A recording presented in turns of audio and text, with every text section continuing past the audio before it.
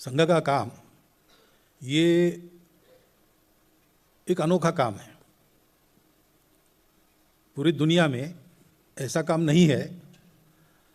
ऐसा हम अपनी जानकारी के आधार पर पहले कहते थे, अब तो प्रत्यक्ष अनुभव आ रहा है कि संघ को देखने के लिए देश विदेश के लोग आते, पांचों महाद्वीपों से लोग आते हैं। देश की गतिविधियों के केंद्र में संघ का नाम आता है, इसलिए देखने आते हैं और पूरा देखने होने के बाद अनेक प्रश्न पूछते हैं। उसमें आखिरी प्रश्न सबका एक समान प्रश्न होता है, चाहे वो अफ्रीका हो, यूरोप हो, अमेरिका हो, दक्षिण पूर्व एशिया हो, मध्य पूर्व मिडिल ईस्ट हो। वो कहते हैं कि हमारे जवान पीढ़ी में ऐसा कुछ करने की हमारी इच्छा है, तो ये पद्धति आप हमको सिखा सकते हैं क्या? तो इसका मतलब जो हम कर रहे हैं उसके लिए दूसरी पद्धति नहीं है, यही पद्धति है। और अपने देश के इतिहास में भी संभवतः तथागत बुद्ध के बाद ऐसा अखिल भारतीय काम नहीं हुआ है। तो इसके लिए कोई कंपेरेबल नोन दूसरा उपलब्ध नहीं है। आदमी किसी बात को जानता है, फ्रॉम नोन टू अननोन जानता है, लेकिन इसके लिए कोई कंपेरेबल दूसरा है ही नहीं। गगनम गगनाकारम सागरम सागरोपमा राम रावणयोर युद्धम राम रावणयोरिव। गगन कैसा है तो गगन जैसा है, उसके जैसा दूसरा एक्सपांस नहीं है। सागर जैसा एक इतनी विशाल वाटर बॉडी दूसरी नहीं है। राम रावण का जो युद्ध हुआ था उसके जैसा वही हुआ। तो इसलिए बहुत बार लोग संघ को, बाकी चल रहे अनेक काम है, अनेक संस्थाएं हैं, संगठन है, पार्टीज है, बहुत सारा चलता है, उसी के साथ बिठाकर देखना चाहते हैं तो गलतफहमी होती है। और संघ को ऊपर ऊपर से और दूर से देखेंगे तो भी गलतफहमी होती है, क्योंकि आप हमारे कार्यक्रमों को देखते हैं। कुर्ता पैजामा पहन के मैं यहां आपके सामने बैठा हूं, कल ये वेश बदलकर दूसरा, तो आप मेरे कपड़ों को जानेंगे। आदमी को जानना है तो थोड़ा और अंदर जाके विचार करना पड़ेगा। ऐसे संघ के स्वयंसेवक रूट मार्च करते हैं, संचलन करते हैं, लेकिन संघ पैरामिलिट्री ऑर्गेनाइजेशन नहीं है। संघ के स्वयंसेवक लाठी काठी सीखते हैं, लेकिन संघ कोई अखिल भारतीय अखाड़ा नहीं है। संघ में भारतीय रागदारी के आधार पर घोष की धुनें बजती है, व्यक्तिगत गीत होते हैं, सांघिक गीत होते हैं, लेकिन संघ कोई अखिल भारतीय संगीत शाला नहीं है। संघ के स्वयंसेवक राजनीति में भी है, लेकिन संघ पॉलिटिकल पार्टी नहीं है।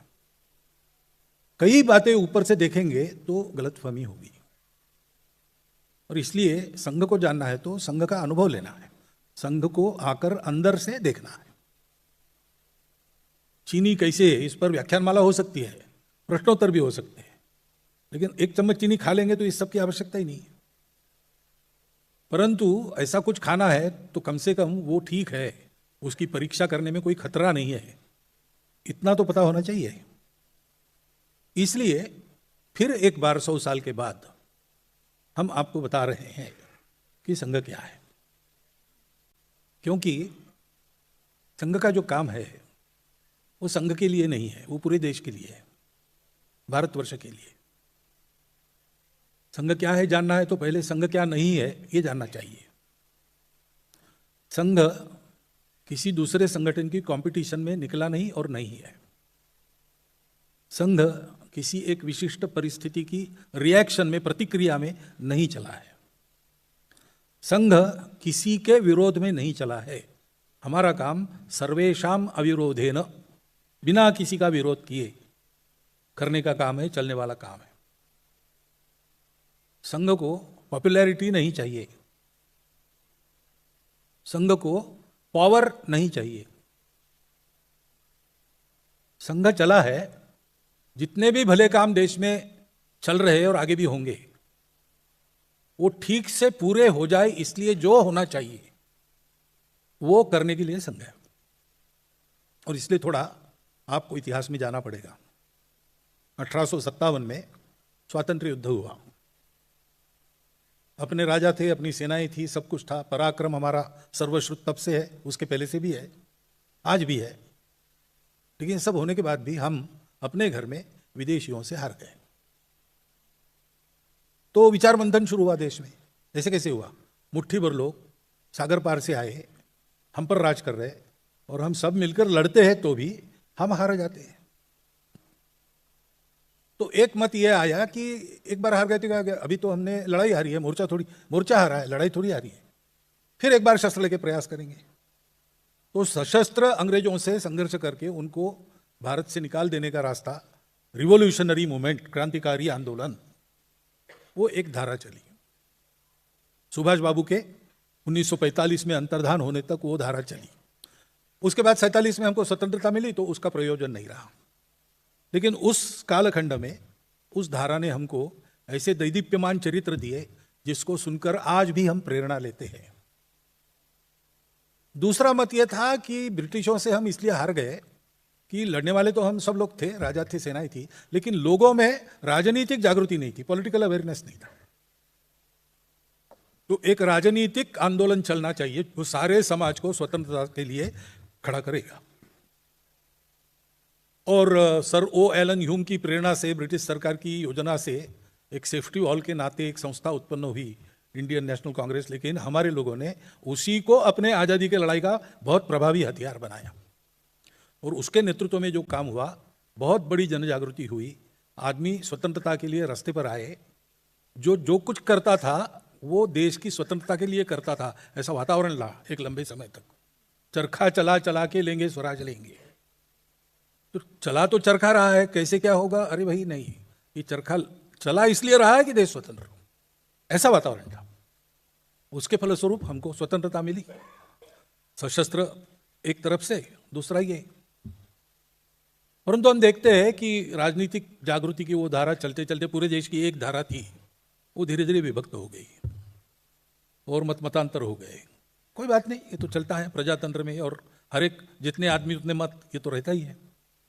परंतु वो पवित्रता, शुद्धता और प्रभाव उस धारा का रहा नहीं। स्वतंत्रता के बाद धीरे धीरे अधपतन होकर कहाँ आ गई, मैं वर्णन नहीं करता, आप अनुभव कर रहे। तीसरी एक धारा थी, उन्होंने कहा कि भाई अंग्रेजों से टक्कर लेने की बात हो रही, तो क्या हम उनकी बराबरी कर सकते हैं? बाकी तो हम कर लेंगे, लेकिन एक समाज के नाते हम लोग एक समाज है क्या? कितने सारे भेद है, दकियानुसीपन है, रूढ़ी कुरीतियों का बोलबाला है, आपस में लड़ते हैं, स्वार्थ है, अशिक्षा है।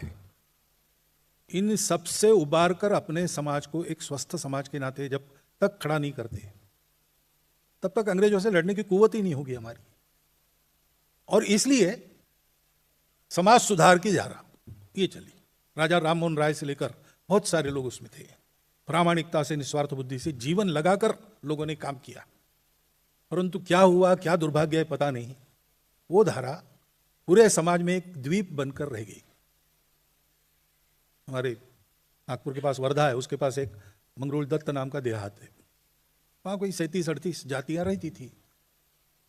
तो एक महात्मा वहाँ है 150 साल पहले, और उन्होंने जाति निर्मूलन का काम हाथ में लिया। महात्मा थे, सब उनका सम्मान करते थे, अभी भी करते हैं। लेकिन अब स्थिति ऐसी है कि वो 37-38 जातियाँ कायम है, जात न मानने वालों की एक 39वीं जात वहाँ पर एक है। और अब ऐसा क्यों हुआ, उसके कारणों में मैं नहीं जाता। सारे प्रयास शुद्धता से हुए, प्रामाणिकता से हुए, लेकिन ये हुआ। और चौथा प्रवाह था, वो कहते थे कि भाई हम अपने आप को भूल गए, अपने मूल तक चलो फिर से। हमको लगता है हम अपने मूल पर खड़े, ऐसा नहीं, हम भटक गए, इसलिए अपने मूल पर वापस चलो। स्वामी विवेकानंद, स्वामी दयानंद सरस्वती, ऐसे लोग थे। वो भी काम चला और अभी भी चल रहा है। परंतु कहीं ना कहीं देश की परिस्थिति में समाज को दिशा देने का, समाज में एक वातावरण बनाने का काम नहीं हो रहा है, ये ध्यान में आता है। ये आज की बात छोड़ दीजिए, जब ये चल रहा था तब भी इन सब चारों प्रवाहों में काम करने वाले जो मुख्य लोग थे, उनको एक बात अंदर से लगती थी, और संघ के जो निर्माता थे डॉक्टर हेडगेवार, उनको ये ध्यान में आया, क्योंकि वो जन्मजात देशभक्त थे। क्यों कहता हूं? क्योंकि मैट्रिक के क्लास में पढ़ रहे थे, मैट्रिक नहीं, प्राइमरी क्लास में तीसरी में पढ़ रहे थे, तो महारानी विक्टोरिया के राज्यारोहण की शताब्दी ब्रिटिश साम्राज्य में मनाई गई। हम ब्रिटिश साम्राज्य में थे उस समय, हमारे यहाँ भी मनी, और सरकार के कार्यक्रम सरकारी स्कूलों में तो होने ही है, तो इनके भी स्कूल में म्यूनसिपालिटी के वो कार्यक्रम हुआ और मिठाई बांटी गई। तो मिठाई इन्होंने कूड़ेदान में फेंक दी। तो शिक्षकों ने पूछा, यार मिठाई नहीं खा रहा है तो फेंक दी। तो कहा मिठाई कहाँ है? हमको गुलाम बनाने वालों के रानी का राज्यारोहण हमारे लिए उत्सव का दिन नहीं है, ये शोक दिवस है, और उस समय जो मिठाई मिलती है वो हमारे लिए जहर है। प्राइमरी स्कूल में पढ़ते समय ये उत्तर उनके मुख से आया, ऐसे वो थे। और इसलिए थोड़े ही दिन बाद, 13 साल के थे तब, माता पिता दोनों एक ही दिन 1 घंटे के अंतर से मृत्यु को प्राप्त हो गए। प्लेग चल रहा था नागपुर में, और प्लेग के रोगियों की सेवा ये लोग करते थे, तो उनको भी प्लेग हो गया, दोनों को हो गया, और 1 घंटे के अंतर में दोनों की मृत्यु हो गई। तो लगभग अनाथ से हो गए। बड़े भाई थे, घर था पुश्तैनी नहीं, लेकिन कमाई नहीं थी, क्योंकि बड़े भाई पहलवानी ज़्यादा करते थे। मझले भैया पढ़ाई के लिए दूसरी जगह गए। तो बहुत कठिन परिस्थिति में, क्योंकि वैसे भी लोअर मिडिल क्लास परिवार था, पिताजी पौरोहित्य करते थे, अब वो भी चले गए। तो कभी रास्ते के लाइट के नीचे पढ़ाई करके, ऐसा सब भूखा रह के चलना पड़ा उनको। लेकिन 2 बातें उनकी नहीं छूटी। एक तो अपने पढ़ाई में हमेशा फर्स्ट क्लास में आना, पहले 10 में आना क्लास में, और दूसरा देश के लिए जो कुछ चल रहा हो, इन चारों प्रभावों के काम, उसमें सक्रिय सहभाग लेना। ये उनके जीवन का स्थायी भाव। और इसलिए जब वंदे मातरम आंदोलन शुरू हुआ, तो नागपुर के विद्यालयों में वंदे मातरम आंदोलन ऑर्गेनाइज करने वालों में ये थे। तो स्कूल का इंस्पेक्टर आता था, स्कूल में जाता था, तो क्लास में उसका स्वागत होता था, वंदे मातरम। तो फिर गुस्सा हो गए साहब, गोरे साहब थे, उन्होंने रिपोर्ट किया, पुलिस ने सारे स्कूल बंद कर दिए, और चला कौन है इसके पीछे, तहकीकात चली। 4 महीने हो गए, लेकिन कोई नहीं मिला। इतने कुशल संयोजक थे। 4 महीने के बाद सारे गार्डियंस वगैरह सब एकत्र आ गए कि भाई बच्चों की पढ़ाई का नुकसान नहीं होना चाहिए, करने वाले तो करके गए, सब भुगत रहे। तो एक नॉमिनल अपॉलॉजी इस नाते ऐसा तय हुआ कि प्रत्येक छात्र आएगा, क्लास में जाते के पहले गेट पर मास्टर साहब पूछेंगे उसको, गलती हो गई ना तो मुंडी हिलाना अथवा हाँ कहना, तो क्लास में प्रवेश। विद्यालय शुरू हो गए। लेकिन 2 विद्यार्थी नागपुर में थे, उन्होंने ये भी करने से इनकार कर दिया। उन्होंने कहा कि हमारी मातृभूमि का वंदन करना, उसकी जय कहना, ये अपराध है, इसको तो हम सपने में भी कबूल नहीं करेंगे, तो ये नॉमिनल अपॉलॉजी भी हम नहीं देंगे। और इसलिए वो रस्टिकेट हो गए। उसमें एक केशव हेडगेवार थे। ऐसे छात्रों के लिए राष्ट्रीय विद्यालय उस समय चलाए गए थे, उसमें गए यवतमाल नाम के स्थान पर। अंग्रेजों ने वो भी बंद कर दिया, तो प्राइवेटली परीक्षा देकर और वो फर्स्ट क्लास में मैट्रिक पास हुए।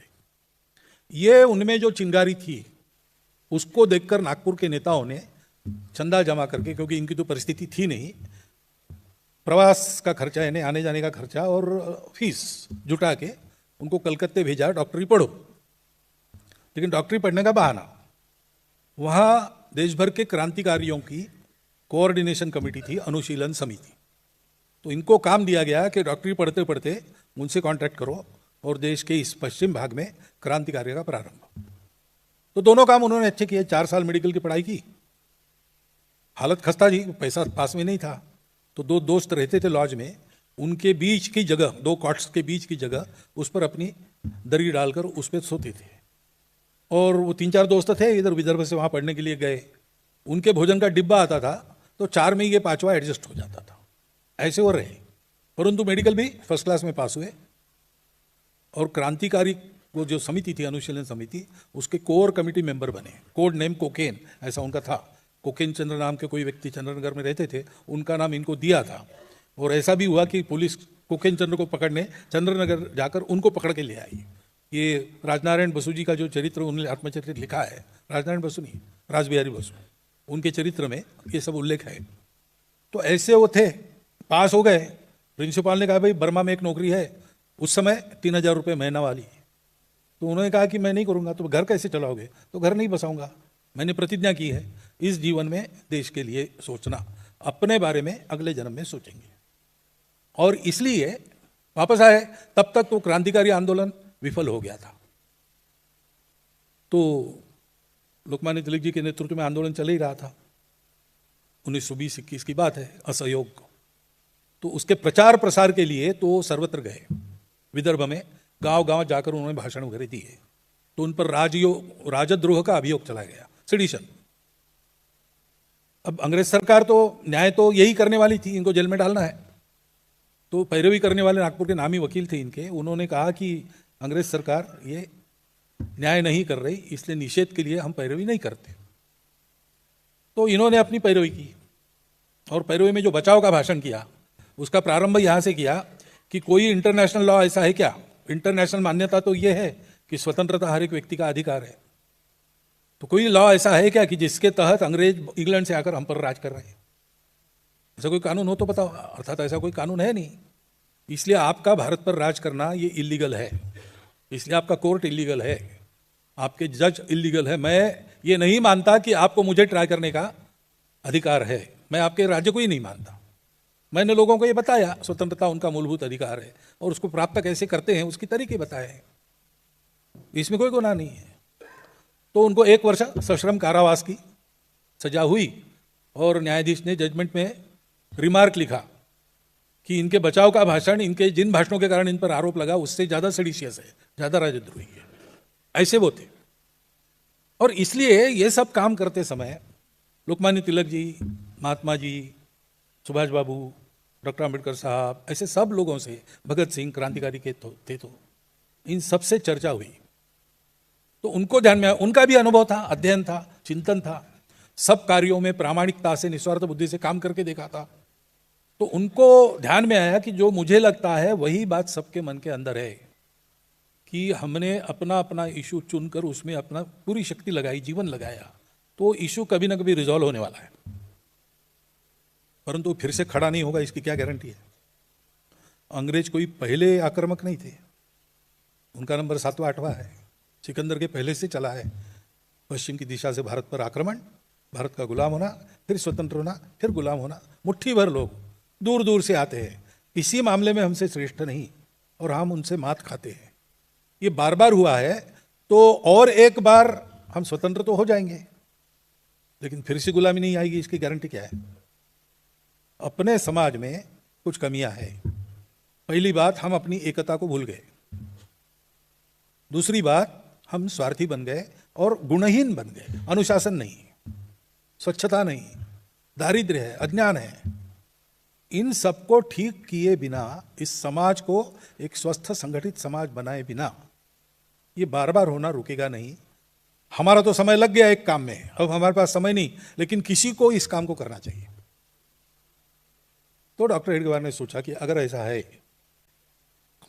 तो मैं प्रयोग करता हूं।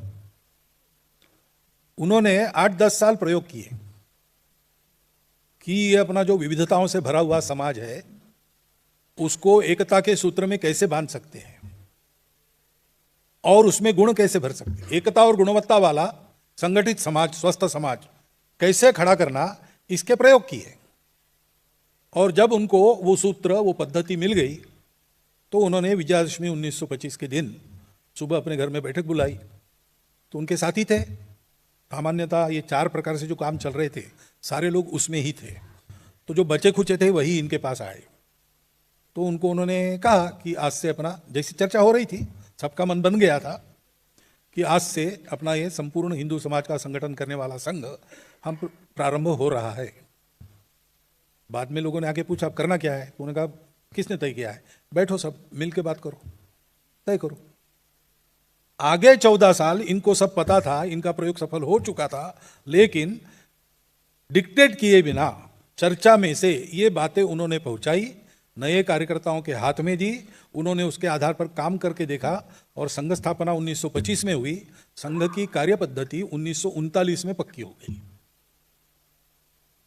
एक प्राकृतिक विकास है, घर में बालक आता है नया तो उसका नाम तय नहीं रहता है। पश्चिम के देशों में हॉस्पिटल में पहले नाम देना पड़ता है, तो बर्थ सर्टिफिकेट ही नहीं मिलता। अपने ऐसा नहीं है, कम से कम 12 दिन रुकना पड़ता है। तो ऐसे ही हुआ, संघ का नाम निश्चित, संघ स्थापन हुआ तब संघ का नाम नहीं था, कॉन्स्टिट्यूशन नहीं थी, समिति नहीं थी। डॉक्टर हेडगेवार ने संघ स्थापन किया, वो पहले सरसंघ चालक है, लेकिन वो सरसंघ चालक डिक्लेयर हुए 29 में, 4 साल बाद। ऐसे संघ विकसित हुआ सामूहिक अनुभव के चिंतन के आधार पर, और चला। सब कामों को पूर्ण करने वाला काम। इसलिए मैंने कहा, बाइबल में एक वाक्य है, वैसे ही संघ के बारे में हम कह सकते हैं, Sangh has come to fulfil not to destroy. सब अच्छे कामों की पूर्णता जिससे होगी वो करने का काम संघ का काम है। संघ की ये जो मेथोडोलॉजी है, पद्धति है, वो आरएसएस है।